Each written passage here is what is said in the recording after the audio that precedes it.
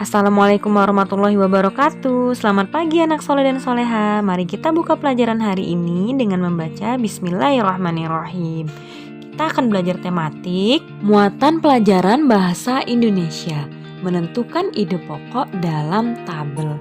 Baik, adapun tujuan pembelajaran kita hari ini adalah menentukan pokok pikiran dalam teks lisan dan tulisan, menyajikan hasil identifikasi pokok pikiran dalam teks tulis dan lisan, cara lisan, tulis, dan juga visual.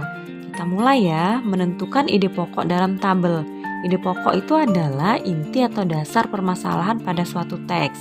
Cara menemukan ide pokok adalah dengan membaca teks dengan seksama, mencatat permasalahan yang dibicarakan, setelah itu tentukan topik dan kalimat utama pada paragraf tersebut.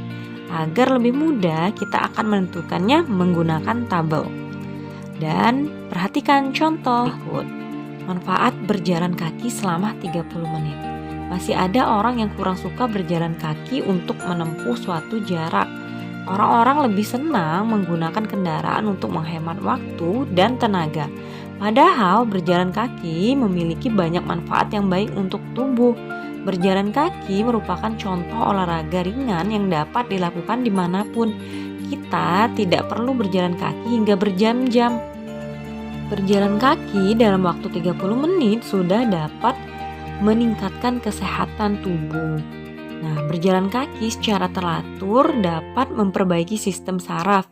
Selain itu, berjalan kaki juga membantu proses pembakaran kalori dan meningkatkan metabolisme tubuh. Metabolisme tubuh yang baik dapat mengurangi resiko terkena penyakit kronis. Hal ini pun mendukung manusia memiliki umur yang lebih panjang. Saat berjalan kaki, otot perut mengalami pergerakan. Hal ini mendorong adanya gerakan dalam sistem pencernaan yang membuat sistem pencernaan menjadi lancar. Selain sistem pencernaan, berjalan kaki juga baik untuk kesehatan sendi-sendi pada tubuh. Berjalan kaki selama 10 menit per hari dapat mencegah cedera dan radang sendi. Berjalan kaki dengan teratur juga membuat pergerakan menjadi lebih baik.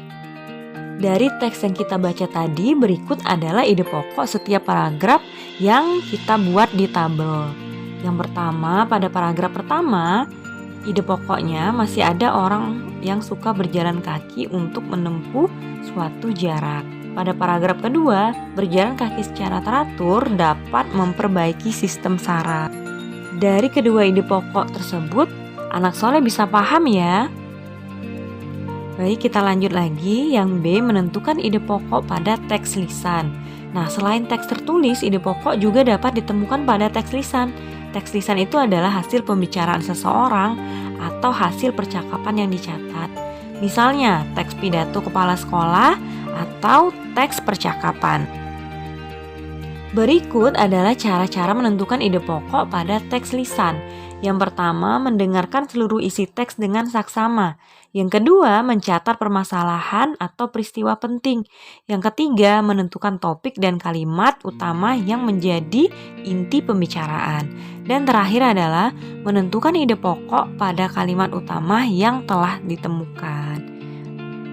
Menceritakan kembali ide pokok berdasarkan teks. Adapun yang harus kita lakukan adalah yang pertama, catatlah informasi penting pada teks yang disampaikan. 2. Tentukan ide pokok dari informasi yang disampaikan. 3. Tuliskan kalimat utama berisi ide pokok yang ditentukan. 4. Kembangkan kalimat utama menjadi kalimat penjelas. Yang kelima, susunlah kalimat utama menjadi penjelas di teks baru. Dan yang keenam, perhatikan ejaan, pemilihan kata, serta runtutan kalimat pada teks. Baik, dari penjelasan Bunda kali ini semoga bisa bermanfaat dan bisa membuat anak soleh dan soleha mengerti cara menentukan ide pokok dalam tabel, ide pokok dalam teks lisan maupun menceritakan kembali isi teks. Terima kasih anak soleh dan soleha. Mari kita tutup pelajaran hari ini dengan membaca hamdalah alhamdulillahirabbil alamin. Bunda akhiri, wassalamualaikum warahmatullahi wabarakatuh.